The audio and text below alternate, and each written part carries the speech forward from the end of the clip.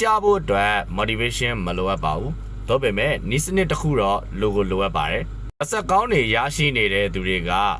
motivation ကိုစောင့်ပြီးတော့မှအလုပ်လုပ်နေတာမဟုတ်ဘူး။ကျွန်တော်အခုပြောပြမယ်2 minute rule ကိုအသုံးပြုပြီးတော့မှကစားနေကြတော့ဖြစ်ပါတယ်။လူတိုင်းမှာလေ့ကျင့်ခန်းမလုပ်ချင်တဲ့နေ့ဆိုတာရှိပါတယ်။အဲ့ဒီလိုနေမျိုးမှာကိုက2 minute ပဲလေ့ကျင့်ခန်းလုပ်မယ်ဆိုပြီးတော့ဆုံးဖြတ်ချက်ချလိုက်ပါ။ဒီလို2 minute ပဲလုပ်မယ်ဆိုပြီးဆုံးဖြတ်ချက်ချခဲ့တဲ့သူတော်တော်များများက10 minute မိနစ်20ဆက်ပြီးတော့လုပ်ဖြစ်သွားကြပါတယ်။အခက်အခဲဆုံးအပိုင်းဆိုတာကစတင်ဖို့ပဲဖြစ်ပါတယ်။ဒီကစပြီးတော့မှ motivation ကိုမစောင့်နေပါနဲ့ကိုယ့်ရဲ့ action နဲ့သက်သေပြလိုက်ပါ။ကျွန်တော်ကတော့ fitness trainer နာနာဖြစ်ပါတယ်မိတ်ဆွေတို့ကိုကျန်းမာစွာဝေးချဖို့အတွက်ကူညီပေးနေပါတယ်။